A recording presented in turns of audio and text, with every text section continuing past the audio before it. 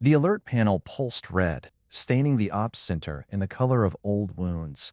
Commander Aenn Bordwin watched it without blinking, her fingertips drumming a slow rhythm on the edge of the tactical table. Lieutenant Idris Demar leaned over his console, one hand still clutching a folded paper map he'd been annotating when the priority signal broke through. Outer airlock. Lattice vessel, diplomatic credentials. They're requesting immediate audience. They always request, Anne said.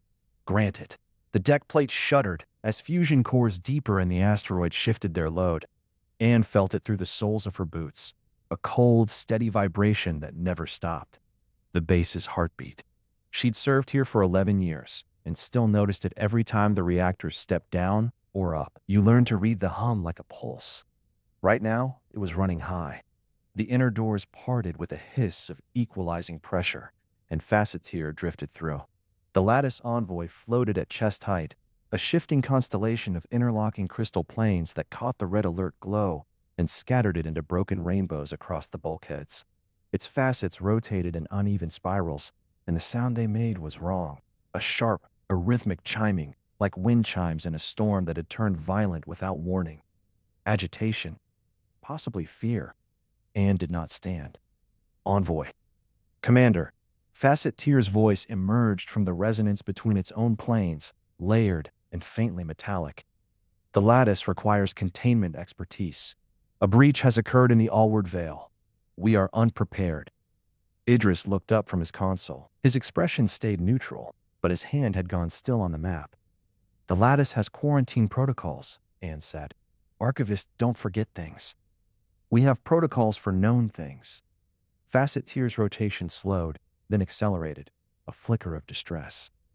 This is not known. The breach organism propagates through information transfer. It infects computational substrates. Biological memory. The more you fight it, the more it learns. The tapping of Anne's fingers stopped. In exchange for your assistance, we offer stellar cartographic data on a habitable zone system unclaimed by any recognized polity. 3 terrestrial worlds. Liquid water. Anne tapped the tactical table once. The display lit with a topographical map of the Allward Vale sector. Sparse, outdated. Pre-war charts. Everything was pre-war charts when you lived on a base built before the near extinction. Idris. War archives. Pull threat taxonomies from year 57 through 62. Cross-reference mimetic propagation vectors, computational infection, and hostile learning acceleration. Facet-Tir's facets chimed sharply. You have a taxonomy that matches? I don't know yet, Anne said. But you don't come to us for anything else. Silence filled the ops center, broken only by the low hum of the cores and the distant drip of coolant somewhere in the ventilation. The smell never left. Cold metal and leaking hydrocarbons, the permanent stain of a station held together by maintenance schedules older than half its crew. Idris worked fast. His fingers flew across the console, pulling records from storage arrays that had sat dormant for decades. Paper maps were his quirk. Digital archives were his trade. Commander? His voice had changed. Steady, but tighter. 92% match. Threshold confidence. On screen, the display flickered and resolved into a tactical file sealed with a classification marker Anne hadn't seen in years. The header read, Class Designation, Memophage. Threat Level, Extinction Class. Engagement, Doctrine, Absolute Containment. No negotiation. No capture. Memophage, Anne said aloud. Facet-Tir's rotation stopped completely. Every facet locked. The silence was worse than the chiming. That designation does not exist in any Lattice archive. The envoy's voice had dropped to a single crystalline tone, pure confusion. We possess the most complete threat taxonomy in known space. Every engagement, every extinction, every weapon ever deployed. There is no record of this. We do. Anne rose. She walked to the display and let the alien see the file. The dates, the casualty figures, the colonies lost before humanity learned to stop the infection by shutting down everything it touched. Memory, computation, communication. The memophage fed on the very things the technological civilization needed to fight it. In the final years of the war, human warships had gone into battle running on analog backups and human intuition, because anything smarter was already dead or turned. Facet-Tir's facets began rotating again, but slowly now. A low, morning chime. This weapon was deployed against your species 50 of your years ago. 53. You survived. Barely. Ann's voice was flat. We remember. The alien envoy hovered in place, and Aenn watched it struggle with something no Lattice had ever needed to process. The Lattice did not forget things, but they had never learned this thing in the first place. Humanity had buried the memophage in its own classified archives after the war, assuming the galaxy knew, assuming the threat was cataloged somewhere. But the species who had deployed it had been wiped out in the conflict, and the species who survived had been too shattered to share their data with an indifferent galaxy. And the galaxy had been indifferent. Wounded animal. Broken species. Let them lick their wounds in the dark. Now the dark had something in it again. Aenn turned away from the envoy. Idris, prep the railgun drone caches. Standard containment loadout.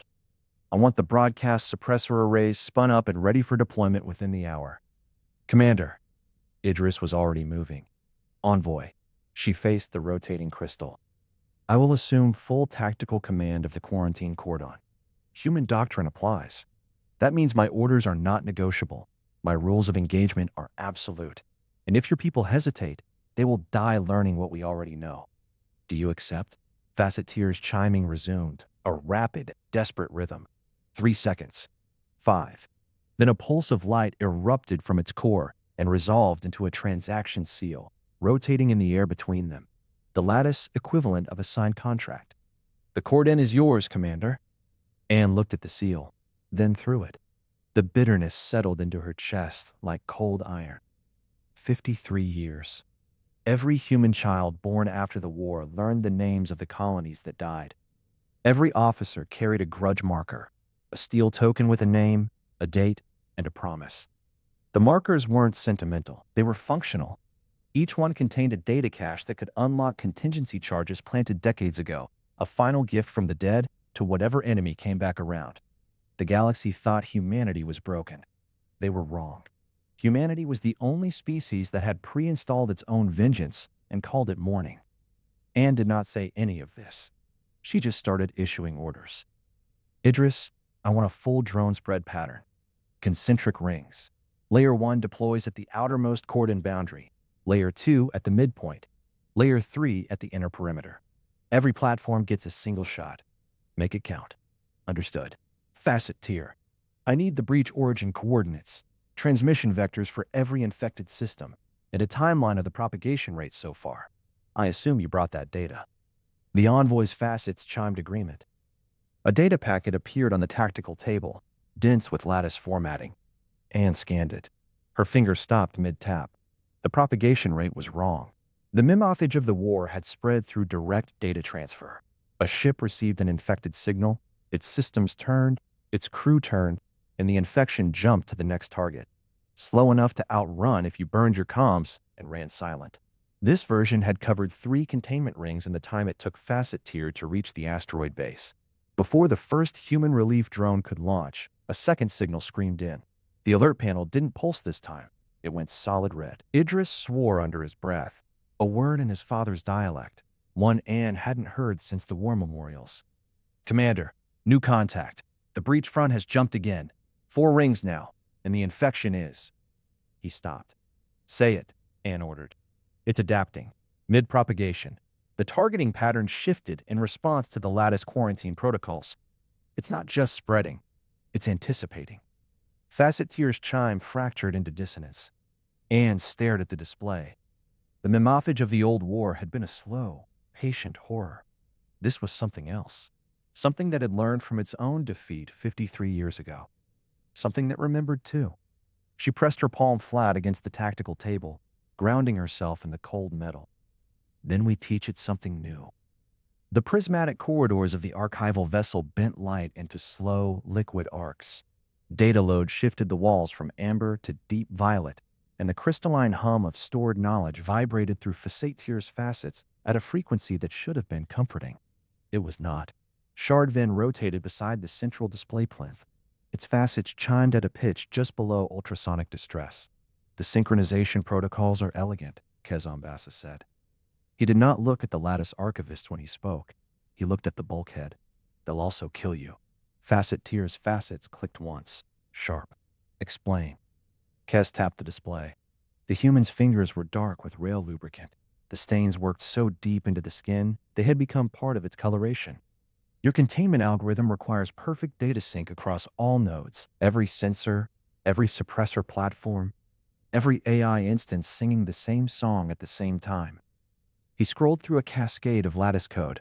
The script refracted through Chardvin's trembling facets and scattered pale green across the chamber. That's not coordination. That's a target. Chardvin's hum dropped half an octave. The mesh corrects for drift. It self-heals. The mesh thinks. Kez's voice was flat. A mimophage doesn't eat hardware. It eats thought. Your self-healing mesh is a buffet. The engineer turned from the display and walked toward the tactical wall. His boots left faint smudges on the crystal floor. Oil and carbon. Contaminants from a ship that had docked barely an hour ago. Facet-Tir found itself cataloging the marks. Residue from a vessel that still used chemical propellants for docking thrusters. Primitive. Deliberate. The humans had known the Lattice would see the stains and had chosen not to clean them. A live feed bloomed across the tactical wall. The outer cordon, 42,000 kilometers from the Veil breach, showed a swarm of small metallic shapes arcing through the dark. Human railgun drones. Facet-Tir had studied the specifications during transit. Palm-sized platforms, single-use magnetic rails, no terminal guidance. Ballistic trajectories only. Each unit fired one slug at immense velocity, and then became debris. The Lattice had classified the technology as emergency attrition weapons and filed it under obsolete. The swarm engaged. A breach instance boiled up from the cordon boundary, a distortion in space that moved like fevered light, wrong angles and recursive geometries that hurt to observe. The drones did not hesitate. They fired in sequence, not in volley. One slug, one kill, or one miss. The breach instance absorbed the first impact and kept coming. The second slug tore through it. The third opened a wound that bled radiation. The fourth and fifth struck the same wound, and the instance collapsed, folding into itself with a sound the vacuum did not carry. Facet-Tir counted 37 drones in the engagement window. 16 had fired. 3 missed. The breach instance was dead. Kess marked something on his tablet. His expression did not change. Drone losses? Facet-Tir asked. Its own voice chimed higher than it intended. 41 units across the last 3 engagements. 29 confirmed kills. Kess did not look up. Acceptable. Chardvin's facets vibrated so fast they blurred. 41 platforms destroyed in exchange for 1 breach instance. The material cost alone, the manufacturing time, the logistical chain required to sustain this. Their single shot. Kess cut the archivist off without raising his voice. That's the design. The silence that followed was broken only by the crystalline hum of stored knowledge. Facet-Tir's internal calculations ran and reran. The Lattice approach to warfare prioritized asset preservation above all else. Every platform was an archive in miniature, a node of accumulated data. Losing a platform meant losing that data forever. The human doctrine was the opposite. They built weapons designed to be lost. They built weapons that carried no memory. The breach adapted. A new waveform erupted from the cordon boundary, invisible on the visual feed, but screaming through every sensor channel. The jamming pulse hit the Lattice coordination mesh like a physical blow. Chardvin's data stream shattered mid-transmission. Its facets rang with a dissonant, agonized chime. The mesh is... Chardvin's words fragmented into static. Facet-Tir reached for the coordination feed and found nothing. A void where the mesh had been. The absence was so complete, so sudden, that Facet-Tir's own perception of self flickered. The Lattice did not experience disconnection. Even in the Anarchic Confederation's most chaotic moments, the underlying mesh persisted, a constant hum of shared existence, a datasphere that defined what it meant to be Lattice. Gone. The pain was not physical. Facet-Tir had no nerves, no pain receptors in the biological sense. but the silence pressed against its facets like vacuum against crystal. A stress fracture waiting to happen. A pressure differential with no release valve. Kez was already moving. He crossed to a bulky array of dish emitters bolted to the archival vessel's wall. Human equipment installed without permission, without notification. The Lattice crew too distracted by protocol to object. The broadcast suppressor. Facet-Tir had seen the specifications. It had not understood the implications. Kez threw a manual switch. No voice command. No biometric confirmation. A physical lever that required a human hand and 40 pounds of force. The suppressor activated. Pressure slammed into Facet-Tir's facets. A deep internal ache, like descending through atmosphere too fast, like being crushed from the inside. Ears popped. Fillings would have vibrated if Facet-Tir had possessed either. The crystalline hum of the archive cut out mid-frequency, and the silence that replaced it was absolute.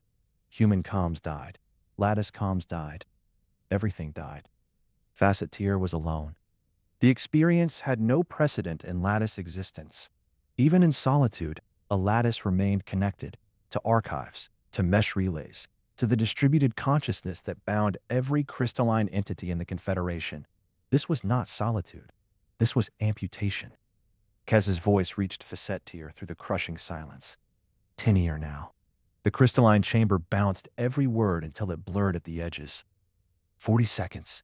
That's how long the suppressor field holds before the emission signature becomes trackable. We've got 40 seconds to kill that thing before it kills us. The human was not shouting. He was not afraid. He raised a handheld unit. Primitive, chemical-powered. A light pulse emitter that Facet-Tir recognized from historical archives as a signal lamp. The kind of device that had been obsolete before humans achieved spaceflight. Kez pressed the trigger. Light flashed through the prismatic chamber. Short pulse. Long pulse. Short. Short. Long. The pattern reflected in Facet-Tir's facets. Morse code scrawled across a jeweled ceiling. Crude. Ancient. Unjammable. Through the tactical wall, still running on a closed circuit independent of the mesh, Facet-Tir watched the railgun swarm reorient. The drones did not coordinate. They did not share targeting data. They simply followed the light. Pre-briefed firing patterns, Kez had called them. Patterns drilled into the swarm before deployment. Patterns that required no network, no AI, no data exchange. Each drone knew its firing angle. Each drone knew its timing. The swarm moved like a flock of birds that had rehearsed the same migration for 10,000 years. A second breach instance was emerging from the cordon boundary, larger than the first. The wrong-angled geometries were still resolving when the first slug hit it. The second slug hit before the breach could adjust. The third struck what might have been a sensory cluster. The fourth, fifth, and sixth arrived simultaneously from 3 different vectors. Angles so precise, they could only have been calculated in advance by someone who had predicted exactly where the breach would form. The instance collapsed. 38 seconds after the suppressor activated, the cordon was clear. Kez released the manual switch. The pressure in Facet-Tir's facets eased. Sound and data rushed back in a flood that was almost more painful than the silence had been. Chardvin's keening resumed, softer now. Its facets realigned in a configuration that Facet-Tir's recognition matrix identified as something close to shock. The archivist was whole, but deeply shaken. Its crystalline structure had lost no facets. Something else was missing. Facet-Tir turned its attention inward. Its own facets had shifted during the silence. The configuration was unfamiliar. Not distress, not calculation, not even fear. Something that balanced at the edge of recognition and refused to resolve. The envoy searched its extensive archive of emotional states and found no match. The humans had crippled themselves deliberately. They had severed their own communications, blinded their own sensors, and fought without hesitation. They had known the mimetic weapon would target coordination, and they had built a doctrine that treated coordination as optional, not strategy. Preparation for a fight where intelligence itself was a liability. Facet-Tir's facets chimed once. The tone was low, uncertain, a question it did not yet know how to phrase. The suppressor field's emission signature was already fading, but something on the tactical display caught Facet-Tir's attention. The breach was not done. The cordon boundary rippled again. a slow distortion that spread like oil on water. A new instance was forming. This one moved differently, slower, heavier. It dragged something behind it through the dark, a metallic shape, palm-sized, cold and dead, and still trailing the faint thermal ghost of its last firing. A captured railgun drone. The muzzle was oriented back toward the human cordon, and it was still armed. The fog tasted of copper, a seepage that coated the tongue even through the environmental filters. Kez walked at the point of the wedge, 3 Marines spread behind him in a ragged arc. Currents. Reach undulated at his left, a shimmer of gelatinous light, its pseudopod tapping the cavern wall every fourth pulse. Orientation, or terror, or both. A voice threaded through the helmet audio, faint, as if dragged across static. Kez, you came back. He flinched. That voice had been dead 53 years. He kept walking. One step, another. The cavern floor was shattered crystal, chunks of dead lattice archive catching the helmet beams and throwing slow rainbows, no living facet still controlled. The mimetic fog drifted in sheets, vocal and patient. The helmet pickups spatted out as whispers, dozens of them, tangled. Kiss filtered the sound through a practiced stillness. The voice that had spoken his name was gone. For now. Current's reach pulsed a sharp sonar cry, and the cold hit Kess from the inside, a sensation of sudden immersion, water closing over the skull. The Tidesong observer's fear pulse. The translation caller strung broken words into the comm feed. Drowning in memory, the current pulls. It knows my spawning waters. Easy, Kez muttered. He gestured forward. Keep moving. The core is 200 meters. The fog thickened. The whispers rose. Kess tapped the comm bead at his throat. Artillery, fire mission. Collapse cavern Theta 1, inner mouth on my mark. Fire 3 rounds. Railgun. No delay. The Tidesong's sonar stuttered. The caller rendered it as a single frantic phrase. This is suicide. Kess did not look at the creature. Containment's always been about the ones who stay inside. The Marines fanned wide without being told. One of them swore softly, a woman's voice, Corporal Ose, but she held her position. The fog was clotting now, moving with purpose. The helmet display showed particulate density climbing toward toxic threshold. The first railgun round hit on the other side of the rock. The floor shuddered, a giant's heartbeat. A second impact. A third. The cavern mouth collapsed in a grinding roar, stone and crystal sheet snapping under the pressure wave. The fog jolted backward, compressed by the shock, then rolled forward again, thicker. The entrance was gone. The exit was gone. Containment established, Kess said. Current's reach extruded a trembling pseudopod and pressed it flat against the wall, singing a note like mourning. They pushed deeper. The archive core pulsed at the far end of the chamber, a node of corrupted data crystal bloated into shapes that hurt to track. Spirals that twisted in the wrong direction, edges that flickered when the Marines' lights touched them, as if rejecting observation. The crystal sang in frequencies the helmets filtered, and the bones felt anyway, a subsonic pressure behind the eyes. Kez knelt 3 meters from the core and opened the purge kit. A simple interface, human-built, clamped onto the lattice node with magnetic teeth. The sequence was cut and burn, a cascading wipe of the entire local datasphere, designed to immolate the breach at the cost of the archive it had already consumed. He started the purge. 13%. The fog sharpened. Kess.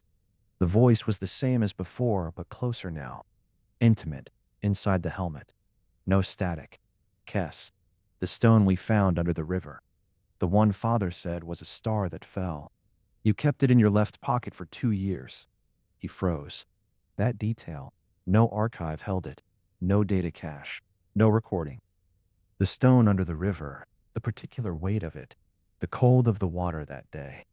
A memory sealed in his own skull. Never spoken aloud to anyone except the brother whose bones had been vaporized at the Anvil Field 53 years ago. The breach had accessed human memory patterns. It should not have that capability, unless it had already breached human biological or data caches, unless it had been inside their history longer than anyone knew. Kez's right hand moved on its own, slipping under the collar of his undersuit to the cord that held the grudge marker. A small steel token. cold and heavy. He thumbed the etched surface. A name, a colony designation, a date from the war. The contingency it could trigger was still buried on a dead moon 3 systems away. A promise the dead had made to take the enemy with them. The war never ended, he thought. It just went dormant in the memories we carried. He had been bitter at the galaxy's forgetfulness. Now the bitterness curdled into something colder. The old enemy had not forgotten either. It was waiting. "Corporal," Kess said. His voice was steady. "Perimeter by the node. If it moves before the burn completes, you fire until nothing moves back." O.C. acknowledged. The Marines dropped into firing crouches.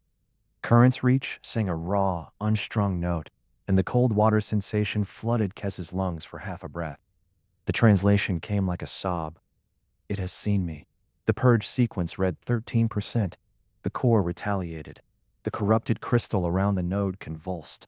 Shards tore free and tumbled upward against gravity, snapping into a lattice that grew limbs. The fog fed into it, pouring into the joints, spinning vocal whispers into structural mass. In 4 seconds, the shape stood 5 meters tall, a humanoid weapon platform built of twisted archive crystal and memory fog. Its head a vertical seam that vented a low keening drone. Kiz recognized the silhouette. The old war had a name for it. His father had made him watch the footage. The thing that stalked colonial black sites, that wore human speech like a coat, that did not kill until it had learned every fear the target carried. The shape humanity had buried. The shape that had not stayed buried. The construct took a step. The floor cracked. Something moved in the dark. The tactical overlay fractured across the main display, whole sectors bleeding from green to hollow gray. 3 outer drone clusters had gone silent in the last 4 minutes, and the jamming footprint had doubled. The broadcast suppressor on the asteroid's spine was still howling, but the breach had learned to punch through its edges with distortion pulses that turned raw static into something almost patterned. Aenn stood at the console with her weight forward, both hands planted on the cold metal, watching the gaps spread like rot. Idris read the Lattice tactical log aloud from a secondary screen. His voice held steady, but the paper map in his offhand was crumpled at the corner. "Coordinated withdrawal underway. 14 Lattice archival vessels have disengaged from the cordon and are burning for the outer system. No authorization from Joint Command. They're tagging it Asset Preservation Protocols." He paused. 11 more just cut their transponders. Aenn did not turn. Confirmation that the outer mesh is down. Total collapse. The remaining Lattice ships are running silent to avoid mimetic contamination. Idris set the map down and smoothed it with his palm. "That leaves us and 3 human picket boats holding the inner shell. No reinforcement." The command center's emergency lighting painted every surface in deep red, the kind that made facial expressions hard to read and shadows pool in places they should not. The air carried a burnt chemical tang from a near-miss overload in the power grid 10 minutes earlier. Ann's gray hair was dark with sweat at the temples. She tapped 2 fingers against the console rim, a slow rhythm that Idris recognized. It meant she had already decided something, and the decision was ugly.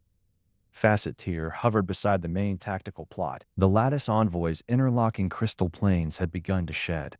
Small shards pattered to the deck with each rotation, tinkling like broken glass swept by a draft. Its light had dimmed to a dull amber that barely refracted. The low hum it produced now carried an irregular warble. Not pain, not quite, but something structurally close to it. Chime under stress. "Your agreement?" Aenn said without looking over. "The Operational Coordination Pact. Is it binding?" The facets rattled. A chime sequence resolved into translated speech that crackled at the edges. "The Confederation governs by voluntary adherence. No central authority can compel compliance. The vessels departing are exercising sovereign preservation rights within our anarchic framework. So the deal is void." "The deal is..." Facet-Tir rotated slowly, shedding another translucent flake. "The deal was a best effort commitment between independent polities. It assumed all parties would remain committed. They have not. It is void." Idris started to say something sharp, but Aenn lifted one finger and he swallowed it. She pushed back from the console and walked to a locker set into the bulkhead, a box of scarred metal with a manual combination dial. The dial was cold to the touch, purposefully analog, immune to the breach's digital corrosion. She turned it left, right, left again, and the heavy latch clunked open. From inside, she withdrew a canvas bag with frayed straps. The weight made her shoulder dip as she carried it back to the console. When she set it down, the sound was a dense, metallic clank that cut through the emergency ventilation's whine. She loosened the drawstring and dumped the contents. Dozens of steel tokens spilled across the console surface, cold and heavy, each small enough to close a fist around. Every token was engraved with a name, a colony designation, and a date. The dates all fell within a 5-year window, 53 years in the past. The names were human names. Some were only partial, records that had been lost along with the people they belonged to. Idris stared. Grudge markers. That many. These were the original set, Aenn said. This base was built over the bones of a listening post. After the fighting stopped, the survivors didn't leave an empty shell. They planted shaped charges in the asteroid's structural cores, 100-megaton yields, dispersed to fracture the whole body into gravel. They tied the trigger network to these markers and hid them in a dead drop vault. The charges are still live. The humming from Facet-Tir rose to a sharp, ringing frequency that made Idris wince. You prepared self-destruct mechanisms and then continued to occupy the station for 5 decades with the weapons armed beneath your feet. Aenn picked up one marker and turned it so the engraving caught the red light. We remembered this day might come, so we prepared. The Solari observer, Lucent Mote, had been hovering near the ceiling in a corner, its plasma sphere dimmed to a low amber and utterly silent for most of the engagement. Now it pulsed. The brightness climbed from amber to a clean, piercing light that threw hard shadows against the walls and turned the drifting crystalline dust from Facet-Tir into constellations. The light coded a text transmission that appeared on the comm log. You carry your dead into battle. It was not a question. The flat syntax of the translation stripped away all tone, but the words landed with a weight that stilled the room. Aenn turned to face the sphere directly. The light was intense enough to make her scars stand out pink and livid. She did not blink. Life support rerouted in that same second, the environmental system shunting power to the weapons grid with an audible drop in the ventilation pitch. The temperature began to fall. Ann's breath fogged when she spoke. Idris, retrieve the contingency activation key from the armory safe and bring it to Junction 12. The manual one, not the data token. I want nothing digital between the trigger and the charges. Idris was already moving before she finished. His footsteps echoed tight and fast down the corridor. Facet-Tir's remaining facets vibrated in a pattern that produced a sound halfway between a chime and a crack. You intend to detonate the entire asteroid while we are still inside it? No. Aenn began slotting the grudge markers one by one into a reader that had not been powered on since before the war, a device with vacuum tubes that glowed orange as it warmed. Each marker's data cache linked to a specific charge cluster, and each link had to be confirmed. I intend to detonate the asteroid while the breach is inside it. We're going to lure the core infestation into the base and close the door behind it. It wants our memories. It wants every fallback plan in our heads. We give it this one. You will die. So will it. The static hiss of the last open.com channel had been a constant whisper behind everything, a wash of noise that the operators had long since stopped noticing. It changed. The static peaked into a shriek and then broke. And for half a second, there was real voice in it. Kizombasa's voice, strained and broken, and speaking in the cadence of someone who had been running. Purge failed. The thing is wearing our faces now. It knows all our fallback plans. The static swallowed the rest. The channel died and left a flat, pressure-heavy silence that filled the command center like cold water. Ann's hands did not stop. She slotted the next marker, and the reader hummed acceptance. The static broke and gave her Kez's voice, strained and running. Purge failed. The thing is wearing our faces now. It knows all our fallback plans. Then the channel died. Commander Aenn Bordwin's hands did not stop. She slotted the next grudge marker into the reader, and the vacuum tubes glowed orange with a hum older than half her crew. The deck plates shivered as another fusion core shed its load to the weapons grid, and for a moment, the command center smelled of burnt circuitry and cold iron. Idris had returned with the manual activation key. It lay on the tactical table beside his crumpled paper map, a heavy cylinder of tungsten alloy that required 2 hands and a specific torque to turn. Aenn did not look at it yet. She looked at the display that showed the archive moon. Kes's neural pattern had spiked hard 3 minutes ago and then compressed. Not flatlined, not lost, but locked into a signature Aenn had seen only once before in a field hospital tent during the war. The pattern of a mind that had stopped reacting and started anchoring. He was holding something. She did not know what. She knew it would cost him everything. The breach entity has absorbed human tactical patterns, Idris said, his voice held tight as a cable under tension. It's redeploying captured railgun drones against our outer shell. Trajectory analysis says it's using our own fallback firing solutions. Aenn tapped the console. Show me. The tactical plot filled with red vectors. A dozen captured drone platforms arced toward the human picket boats, their muzzles oriented with the precision of a firing solution computed by something that had eaten human doctrine. The first slug fired. The second. The third. Then the captured drones stopped firing. The empty platforms kept hovering. Ann's fingers stilled. It's waiting for them to reload. Idris blinked, then understood. The Mimofage had absorbed the tactical data, the firing angles, the ballistic profiles, the engagement envelopes, but it had not absorbed the engineering. It had never learned that a railgun drone was single-shot. It assumed reusability because every other weapon in the galaxy was reusable. It had stolen the grammar of human war without learning the vocabulary of human sacrifice. It doesn't know, Idris breathed. Aenn was already moving. Get me Kes's tight beam frequency, the one he used for the signal lamp. It's still active. The jamming? Light speed lag only. No comms. No coordination mesh. The entity can't jam a photon's travel time. The transmission went out as a series of light pulses, reflected off a relay satellite that had been dead since the war and reactivated by a Marine who climbed inside its housing with a hand-cranked generator. Ann's orders were 4 words. All remaining. Single volley. Now. Facet-Tir hovered at the edge of the tactical plot, its facets chiming irregularly. The Lattice envoy had lost a full crystal plane since the withdrawal, and the raw edge where it had sheared away caught the red emergency light like a wound. You are ordering a synchronized salvo with no network coordination. The timing errors alone will be measured in microseconds, Aenn said. The drones don't need a network. They need a countdown. The countdown was already running. Kes, still alive inside the archive moon, had begun rigging the Grudge markers to emit a specific frequency, the old human surrender protocol tone, a sound the entity would recognize from its consumption of war archives. A false flag. A promise of capitulation wrapped in a note of defeat. The entity, confident and data-hungry, drew its mass toward the signal. It coalesced above the archive moon's shattered crust, a roiling body of fog and stolen crystal, pulling captured drones and corrupted lattice shards into a dense formation around the coordinates where the surrender signal pulsed. Aenn watched it happen on the tactical plot. The mass concentration reached 83%, 87, 91. She triggered the volley. Every remaining human railgun drone in the inner shell fired at once. The timing was not networked. It was ballistic, calculated in advance.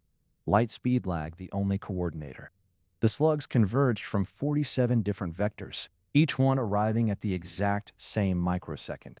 The vacuum carried no sound, but the contact mics on the picket boats recorded a shuddering roar that traveled through hull and bone and blood. The entity's physical mass was gutted. The silent impacts tore through the fog and the crystal and the borrowed drone platforms, scattering debris in 1,000 directions.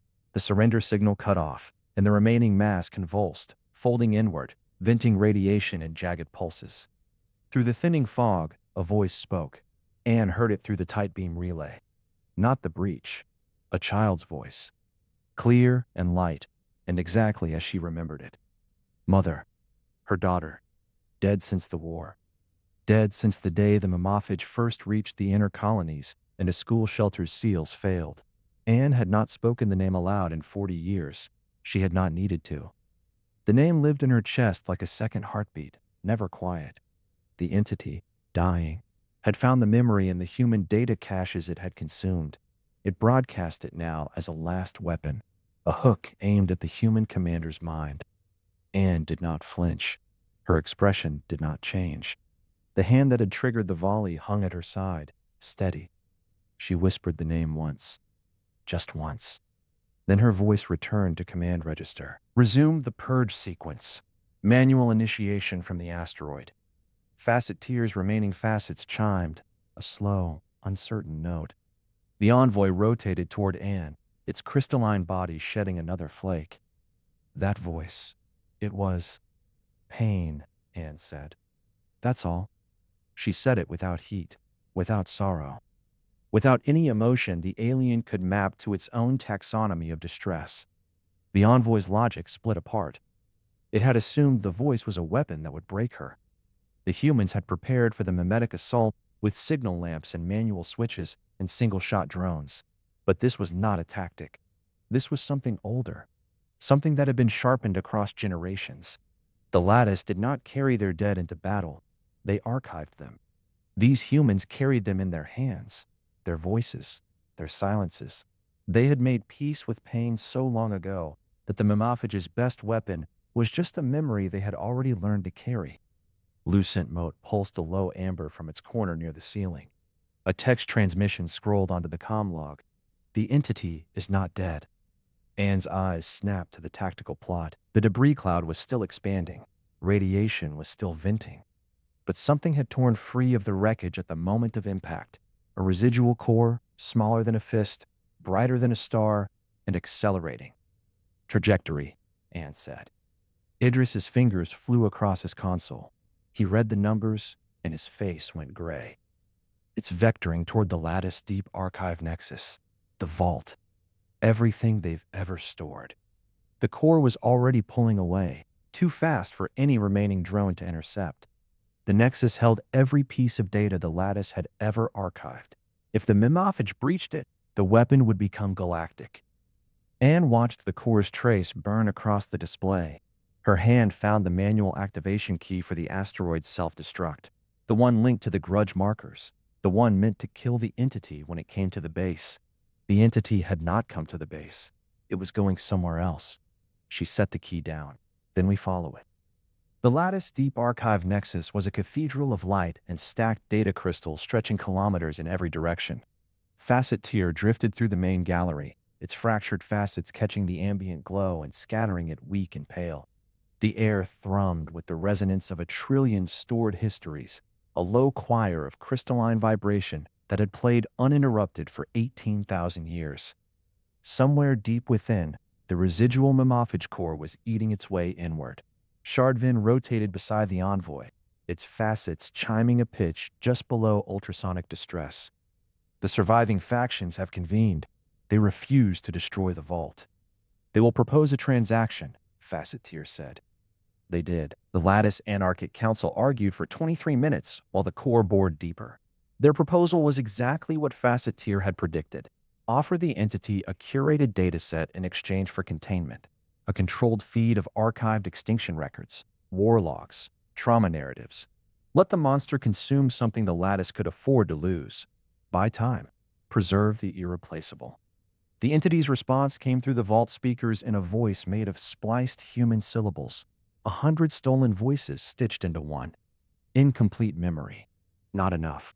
Commander Aenn Bordwin had arrived 14 minutes earlier aboard the last functional picket boat.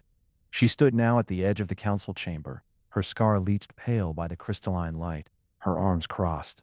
Kezambassa was not with her. His neural pattern still burned on the portable monitor Idris had rigged to the ship's bulkhead.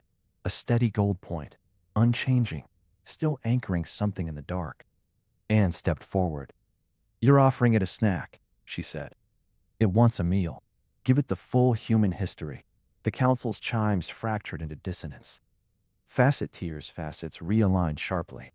Clarify. Upload everything. The war records. The casualty lists.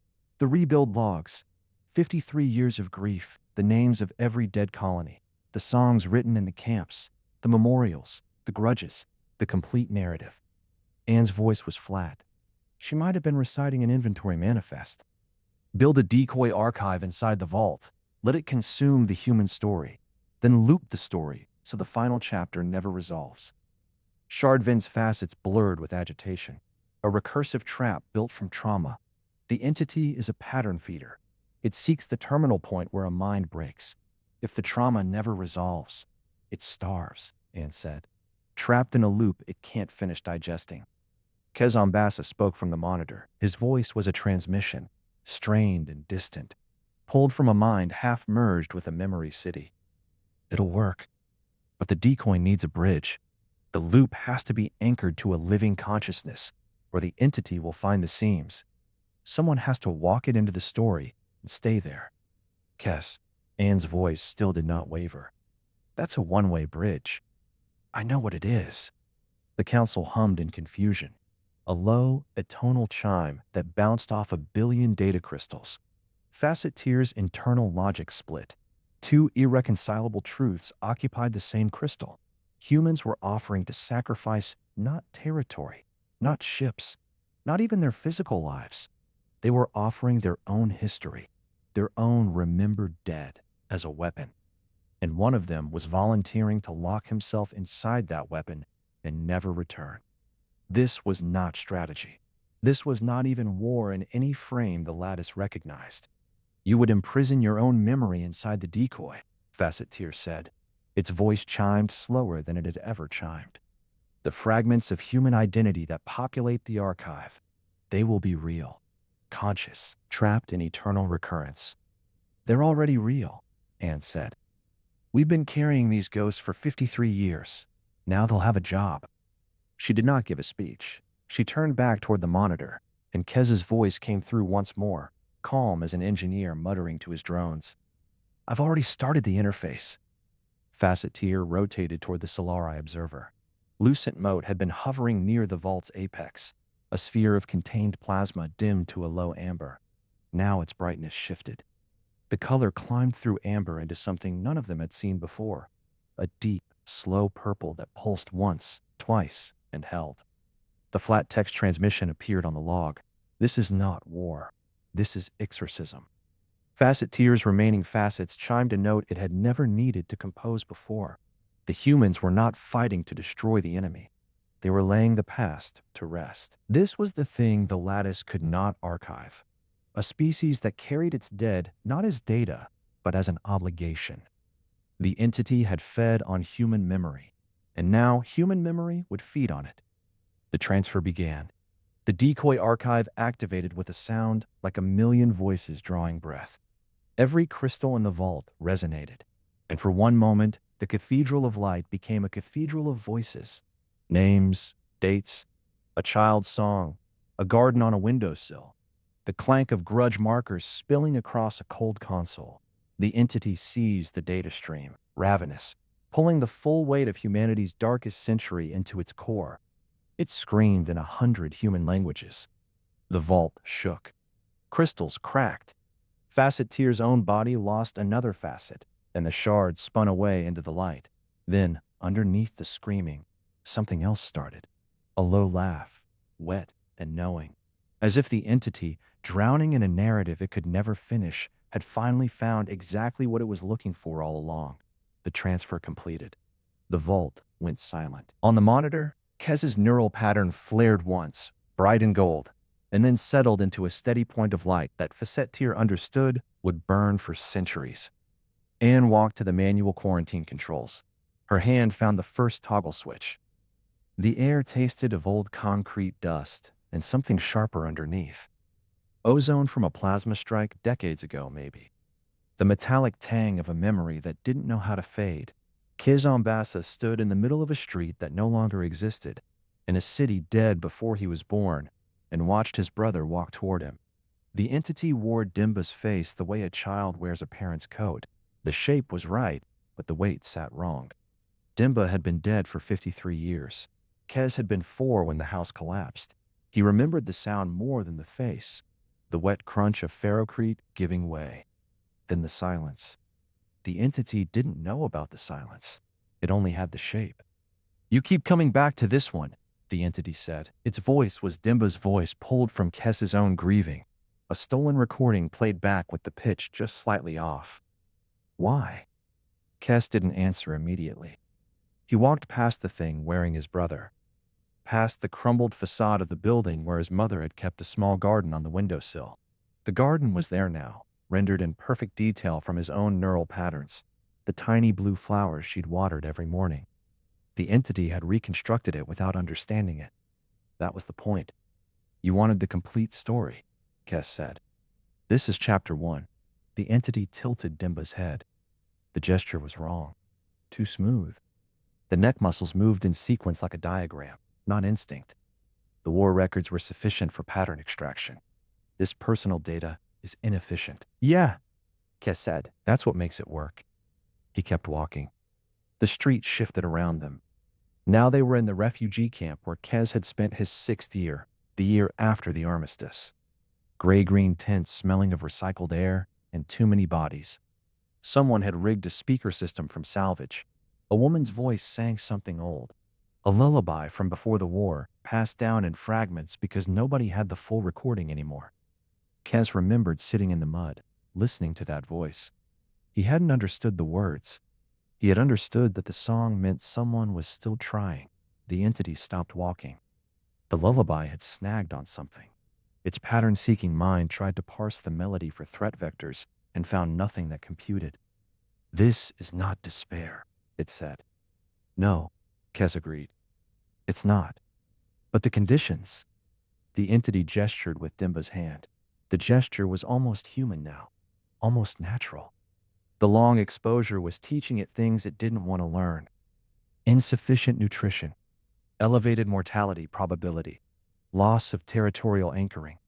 All metrics indicate despair should be the dominant pattern, yet this recording is not despair.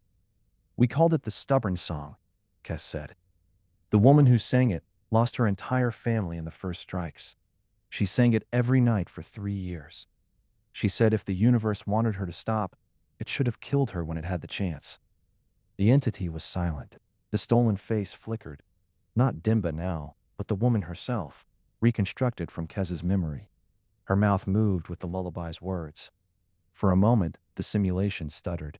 Kes could see the code beneath the skin, the spiraling architecture of a mind never yet confronted with a species that weaponized survival.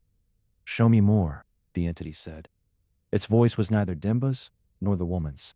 It was its own voice now, raw and dissonant. A chord struck across frequencies that hurt the teeth. Show me the end. There isn't one, Kes said. That's what you don't understand. We don't end. We just keep going. He showed it the school built from bombed-out freighters, children learning math on salvaged datapads while their parents cleared rubble outside. He showed it the first harvest after the soil reclamation project, 50 acres of green pushing through irradiated dirt because someone had refused to accept that nothing would grow there again. He showed it the wedding he'd attended at 22 in a hangar still scarred with shrapnel. The couple exchanged rings forged from melted-down artillery casings. He showed it the memorial walls, kilometers of etched steel stretching across the rebuilt cities. Names upon names upon names. Beside each name, a small data cache with a contingency charge wired into the foundation. The dead were not gone. They were waiting. If the enemy ever returned, the dead would take it with them. The entity tried to find the pattern. It was built to consume grief, to trace the spiral of trauma until it reached the terminal point where a mind broke and became food. But the spiral kept looping.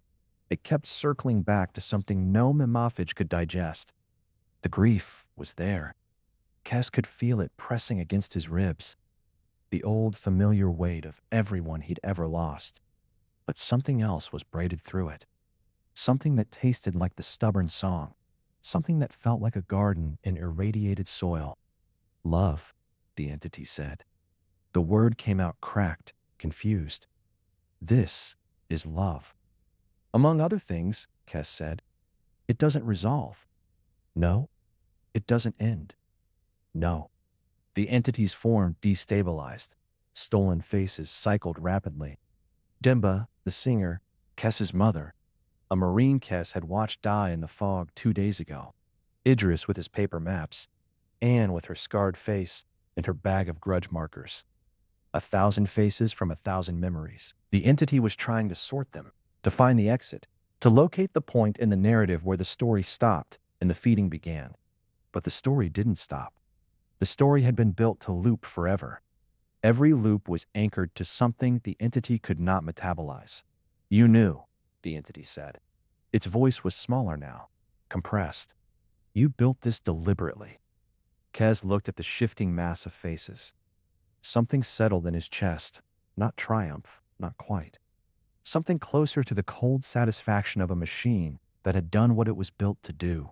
We've been building it for 53 years, he said. Every memory, every name, every grudge.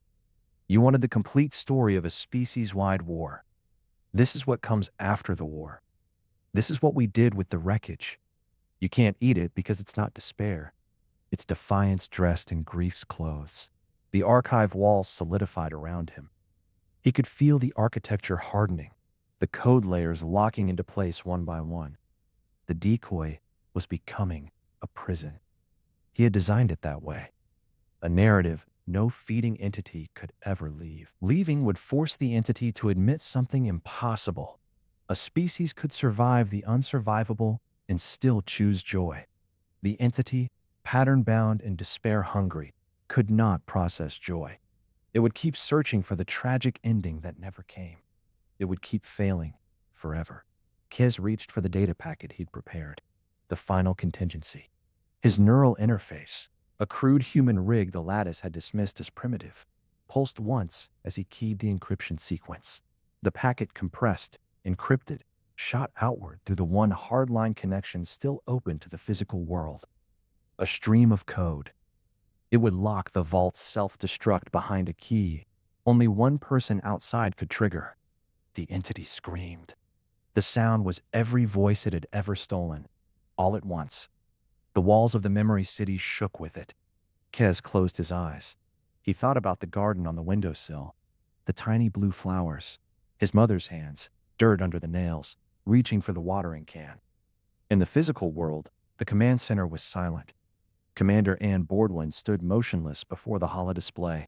It showed Kez's neural pattern, a tracery of gold lines flickering and spiking for the past 3 hours, charting a mind walking through its own history. The lines were flattening now, settling into a single steady glow. Not the flat line of death. Something else. Something stable and permanent. The data packet arrived with a soft chime. Aenn opened it without speaking. The encryption key scrolled across her terminal. 16 lines of alphanumeric code. The final failsafe. If the entity ever breached the decoy archive, this key would immolate the vault and everything inside it. She understood immediately. Kez was not coming out. Facet-Tir hovered at her shoulder. The Lattice envoy had lost 3 full planes of crystal since the operation began. They had shattered from stress, left as glittering dust on the deck. What remained caught the red emergency lighting and refracted it into slow, sickly rainbows. "What has occurred?" Facet-Tir asked. Its hum was low, uncertain, a frequency no Lattice had needed to compose before. Aenn didn't answer. She reached for the manual quarantine controls, a physical panel with heavy toggle switches built before the war, maintained by 3 generations of engineers who understood that some things should not be software. Her fingers found the first switch and threw it. The sound traveled through the deck like a heartbeat, a deep, final thrum. The vault's primary seals engaged, meters of reinforced alloy slamming home, locking the archive into permanent isolation. The secondary seals fired a moment later. Then the tertiary, each one lower in pitch, each one settling into the bones. The holodisplay flickered. Kez's neural pattern compressed into a single point of steady gold light. It would stay that way, Aenn knew, for as long as the decoy held. Years, decades, centuries. Facet-Tir's crystals chimed again. A slow, sorrowful sequence, each note struck separately, deliberately. The envoy was learning a new language note by note. No Lattice had ever needed to compose a funeral dirge before. Their archives preserved everything. They had no protocols for permanent loss. He chose to remain, Facet-Tir said. Not a question now, a recognition. Aenn turned from the console. She looked at the shimmering surface of the vault door, a seamless wall of alloy and ceramic composite, cold to the touch, vibrating faintly with the energy of the permanent seals. Somewhere behind that wall, Kez was walking through the memory city, showing a monster the garden on the windowsill. He would keep showing it, she understood, for as long as it took. He's not trapped with it, Aenn said. Her voice was flat, controlled, the same tone she'd used when she spilled the grudge markers across the console. A voice that had learned to carry grief without letting it slow the hands. It's trapped with him. The light in the command center changed. Lucent Mote, the Solari observer, had been hovering near the ceiling throughout the operation. A sphere of contained plasma the size of a human head, its brightness steady and indifferent, recording everything without comment. Solari did not intervene. Solari did not emote. Their entire existence was light and thermal equilibrium, a physics of dispassionate witness. Now, its brightness was dropping. Aenn watched it happen in real time. The fierce white gold of Solari observation dimmed to amber, then to a deep burnt orange, then to something fainter still, a spark barely visible against the red emergency lights. The heat output dropped with it. The temperature sensors in Ann's uniform registered the change, a 2-degree shift, then 5, then 12. Facet-Tir rotated toward the dimming sphere. Its remaining facets caught the fading light. Lucent Mote, it chimed. The envoy's hum carried something Aenn had never heard before. Surprise layered over recognition. Facet-Tir was witnessing something its kind had always claimed was impossible. The Solari did not answer in words. It didn't need to.